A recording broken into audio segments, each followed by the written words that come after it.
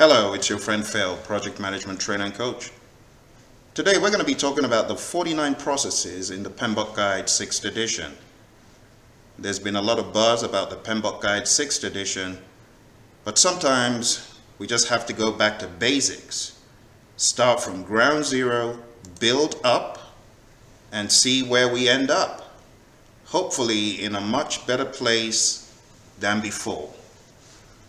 The PMBOK Guide 6th edition is 756 pages. That's a weight. It's huge. It's massive. But it is possible to tame the beast. A few trainers out there might tell you, don't read the PMBOK Guide. I beg to differ. While you may not read it in strict rotation from chapters 1 to 13, I would like to encourage you to open up the book because the language in the book is very similar to the language on the exam. So I encourage you to do that. Let's begin to explore the 49 processes that are in the PMBOK Guide 6th edition. At the end of each section, I'll give you some exam tips.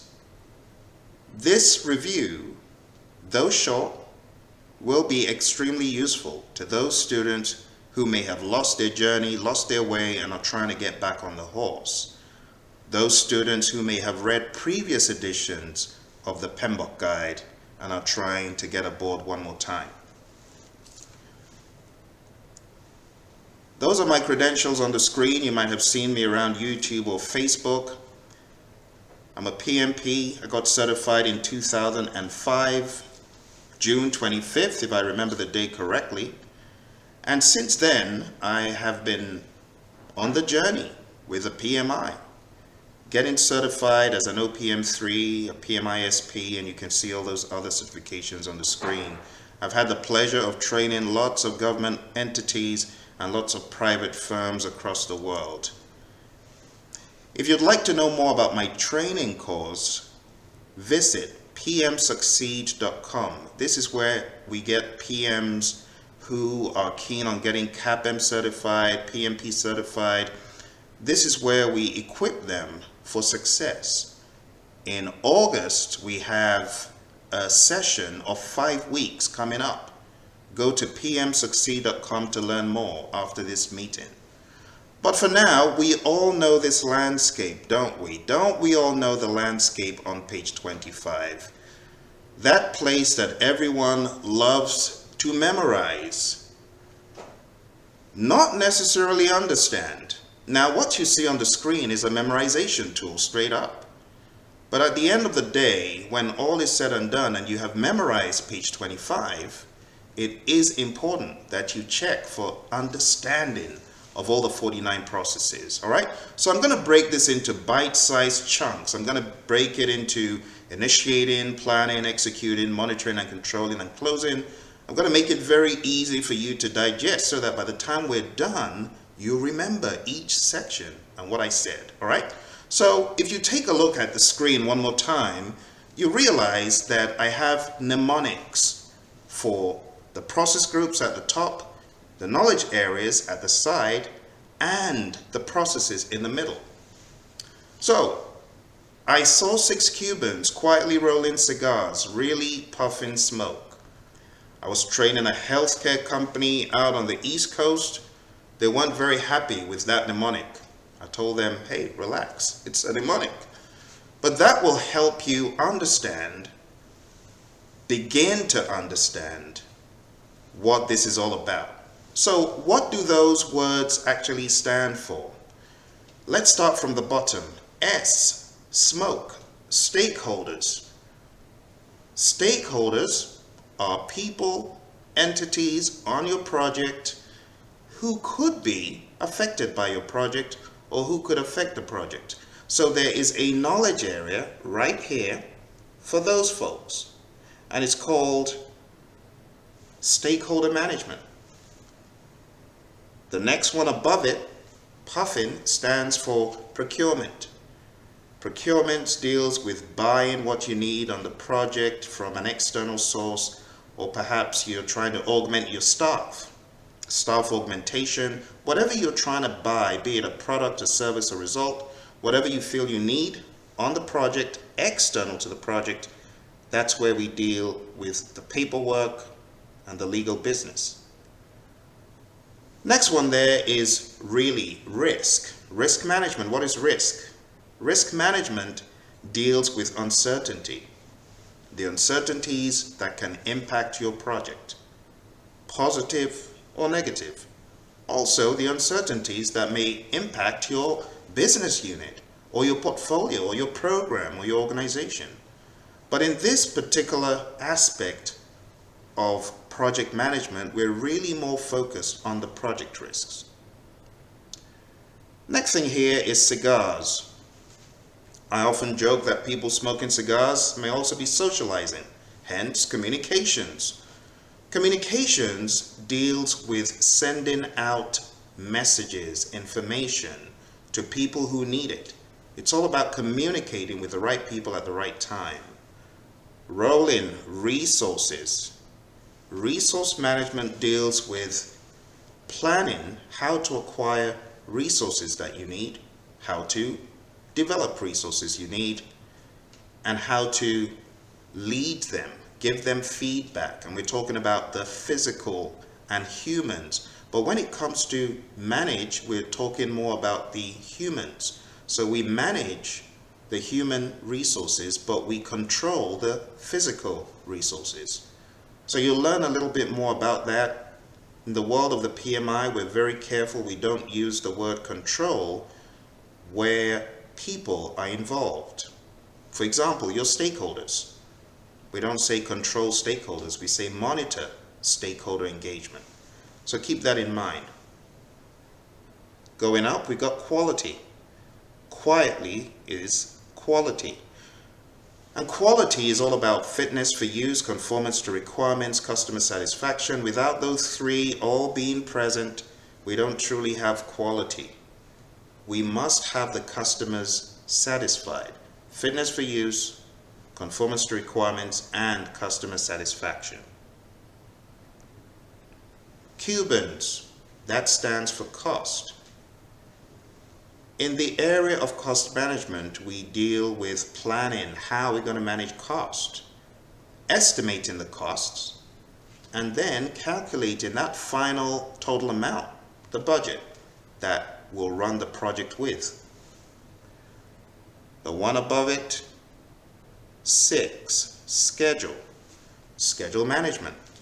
Schedule management deals with putting together a solid timeline, a realistic timeline that the project will be run with. This is where the project manager and the team get together and say, how long will this task take and how long will that one take, and are they linked, are they not linked? Looking at relationships and then putting together the ultimate schedule. The S above that stands for scope. So SAW is scope. Scope management deals with identifying the work that needs to be performed on the project and ensuring that only that work is performed. No more, no less.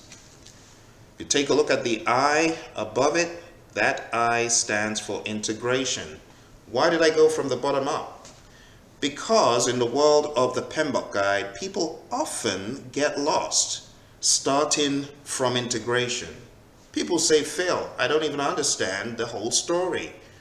Why are they telling me about putting the whole story together when I don't even know what the story is? And those students have a point, because if you don't understand what those knowledge areas are, it may be a little bit hard for you to see the details and the intricacies of integration. So integration is huge, it's big. This is where everything is woven together into one cohesive whole. In this knowledge area, we're getting information from different processes, and this information is being compiled into reports to be distributed. This is where we're also directing and managing the project work as a whole, getting deliverables. There's a lot that goes on in integration. Integration is like a multitask event. This is where you need to be on your A game when it comes to multitasking those knowledge areas, literally speaking. So those are the 10 knowledge areas. Now, as we go through the 5 process groups, I would like you to always ask yourself, hey, where is he? Which knowledge area are we talking about? I would like you to always ask yourself that question. Which knowledge area are we talking about? Now, if you look at page 25 closely, you can now see how all of the processes belong to a process group and a knowledge area. For example, develop project charter belongs to initiating and it belongs to integration. Plan scope management belongs to planning and belongs to scope management. So those are a few things I would like you to keep in mind. You probably saw some numbers on the previous screenings. Well, these are the postcode for the process groups and the phone number for the knowledge area. Take a look at the process group postcode, or sort of a postcode. It's 224.10.12.1. 2 processes in initiating, 24 in planning, 10 in executing, 12 in monitoring and controlling, 1 in closing. If you take a look at the next slide, you can see the knowledge area phone number. The knowledge area phone number 766-436-3734. What does that mean? 7 processes in integration, 6 in scope, 6 in schedule, 4 in cost, 3 in quality, another 6 in resources, 3 in communications, 7 in risk, 3 in procurement, and 4 in stakeholder management. So when you get all those numbers down to a rhythm, as you try to put this table together, you'll know right off the bat if you are missing a process or if you got them all down. So my advice to anyone trying to prepare for the exam is to practice this as much as possible daily. I talk about this in lots of videos on YouTube. All right, now this is the breakdown of our schedule. We're going to have 5 different sections. So if you want to follow along, I would advise that each time we end a section, don't go away from your machine. Do a refresh by going back to the page if you're listening live, and then catch up with me for the next section, because we're breaking it down into bite-sized chunks. As you can see, this is going on 13 minutes. So it becomes rather long for certain people. Certain people run out of gas after the 5th minute. So it's important we break this down into little sections, and after initiating, join me for planning, executing, monitoring and controlling, and then closing. So let's talk about initiating. What is initiating all about? When you hear the term initiating the project, what comes to mind? It's the genesis of the project. It's the beginning of the project. It's the foundation stone of the project that everything else rests on. If you initiate the project bad, chances are your planning will go to the dogs. But if you can get initiating right, if you can get the overarching reasons for why you're working on the project aligned across the existing stakeholders, management, customer, whoever they are, you are on a good footing to start the project. But if there is misalignment right from the beginning and it's not detected by producing a solid project charter, you could be in for trouble. Also, if you do not effectively identify your stakeholders, at least the stakeholders that exist when you're initiating, you could run into trouble. So initiating, I call it the foundation stone, the cornerstone of all the other 47 processes, because there are 2 in initiating and there are 47 elsewhere. The 47 elsewhere will be more effectively done if you get initiating right. If we understand the why behind the why. Why are we doing this project? What are the benefits that we're looking to gain from this project? When are we looking to gain these benefits from the project? If all of that stuff is aligned up front, the rest becomes easier. So let's take a look at what exactly is in this process group called the initiating process group. The initiating process group has got two processes. The first process is known as the develop project charter process. As it states on the screen, this is authorizing the project with a project charter. Now, if you haven't seen a project charter before, I'd like to encourage you to go to a link. I'm going to put the link down below when we're done with the meeting, but type in this link into your browser, not this one, or you'll lose me if you're watching live.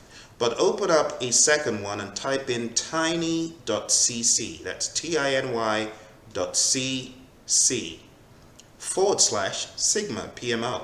I've shared this so many times. If you follow the channel, you've probably heard me share it. Why do I ask people to go there? Because there is a great example of a project charter. Long project charter, short project charter. The Center for Disease Control and Prevention did an awesome job in putting out so many templates. I found it so impressive the first time I went to that site. And since then, I've been sharing it. Why not? Taxpayer money, right? We might as well.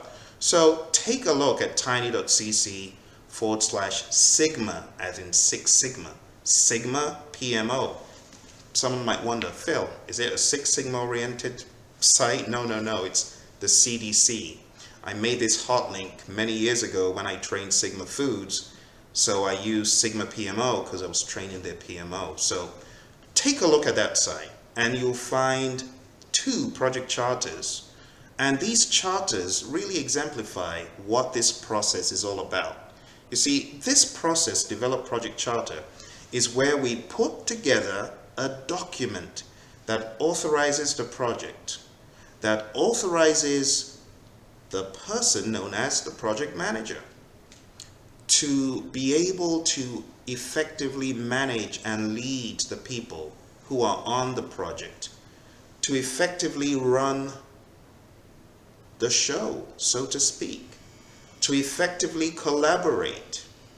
It gives the project manager authority to apply all of those resources, physical, equipment, human, to the project. And this document is signed off by an entity known as the project sponsor. So you read quite a lot about this in the PMBOK guide. And it is quite an interesting read for those people who have not ventured into the world of chartering a project. You might find it quite informative. Now, I will encourage everyone who is taking a PMP exam to read the sections in the PMBOK guide where this is covered with a fine-tooth comb, because there's lots of intricacies and details. There's a whole lot of detail here, folks. And if you're getting ready for the exam, you don't want to miss out on these subtleties. Take a look at page 77, right there at the top. It has some language of interest. It states, the project charter establishes a partnership between the performing and requesting organizations. My goodness, partnership. Someone would have said, Phil, that sounds a little bit like a contract. Not necessarily. Partnership does not equate to contract. And you can see that right here on page 77. It goes further to state, in the case of external projects, a formal contract is typically the preferred way to establish an agreement, you see. So right off the bat, as soon as a PMI makes an argument for establishing a partnership, they're quick to explain to you, but wait, there's more. In the case of an external project, we use a contract because we don't use a charter as a contract, even though there's information from agreements, MOUs, LOIs, verbal agreements that makes their way into the charter. It does not mean that the charter is a contract. It is not a contract. All right, going to line 4 here, it states a project manager is identified and assigned, watch this, as early in the project as is feasible. Now, if you're getting ready for the exam and you are taking some of those test questions out there, and you get the question, when is the project manager assigned? And you've got two options. You've got the PMI's option here, which says as early in the project as is feasible, and you get when the charter is developed.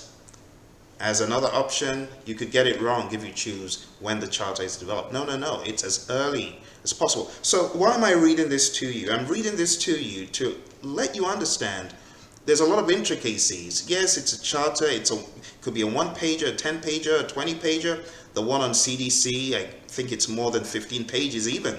It's a big document in some companies.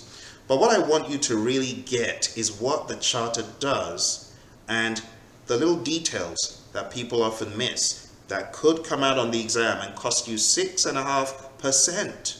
So you don't want that to happen. You want to get them all right? So that's why I often tell people, go to the mothership. I call this the mothership. This is where you get the information about the processes in a way that no other book explains it. Very painstaking. It goes further to say, still in this realm of the project charter, the last line of that first paragraph, it says, this understanding will better allow for efficient resource allocation to project activities. The project charter provides the project manager with the authority to plan, execute, and control the project. And it goes on and on. Let's go to the next paragraph. It says, projects are initiated by an entity external to the project, such as a sponsor, program, or project management office, PMO, or a portfolio governing body, chairperson, or authorized representative. Then goes further to say the project initiator or sponsor could be at a level that should be at a level that is appropriate to procure funding and commit resources to the project. So you see where I'm going, folks. I want you to get into the detail. Now, I'm not going to do this. No, not for every process. So don't be scared.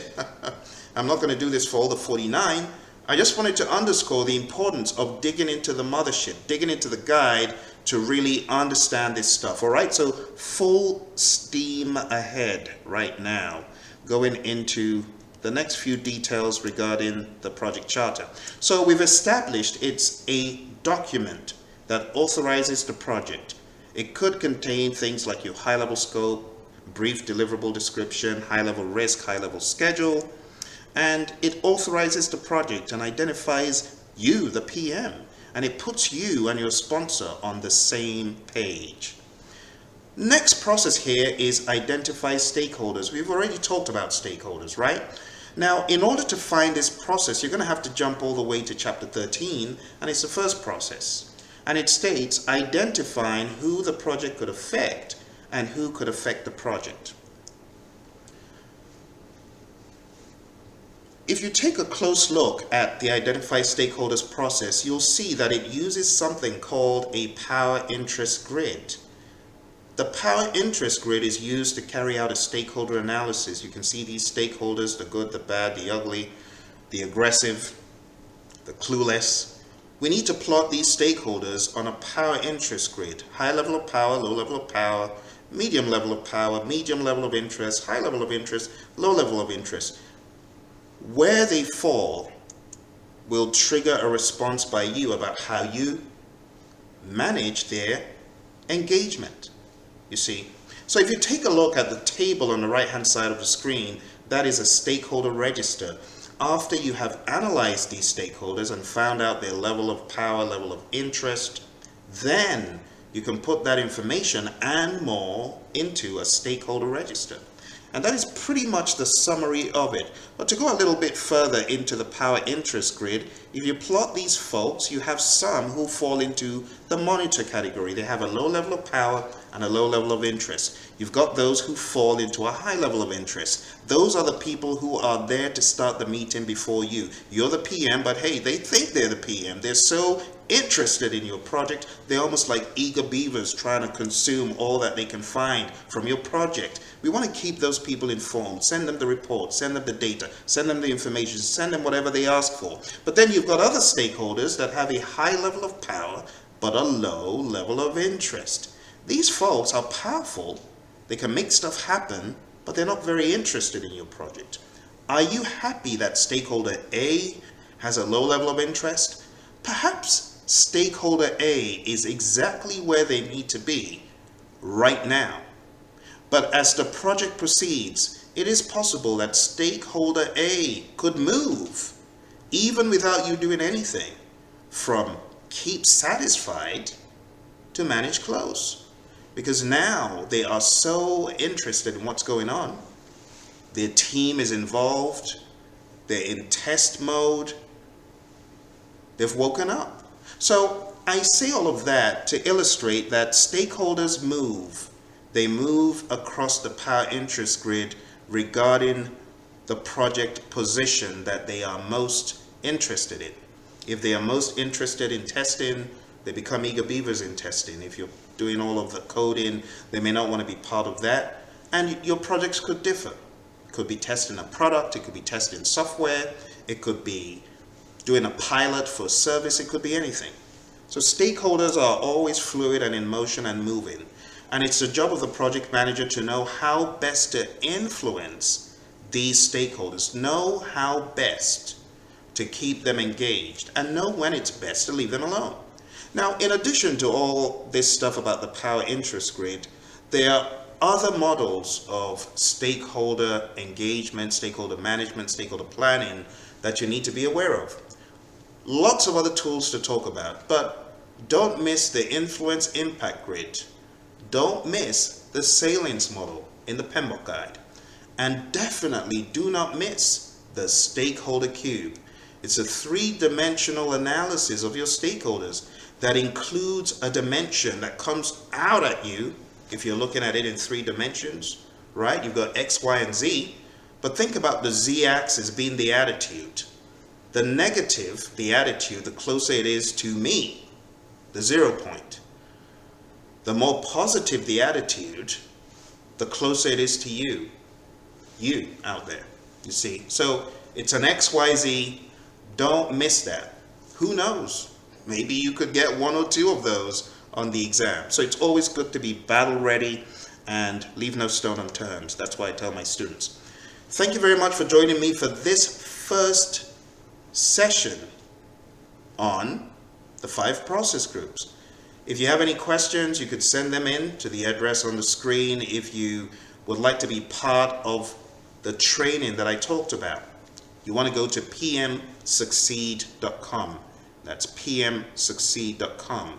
Now, I don't intend to rush off the call, so at this point, I'm just going to hold for a second and see if anyone has any questions that I can answer, because I want this to be useful to you. I don't want to go off on a rabbit trail and then you find, oh, that failed, he just ran off and couldn't help us.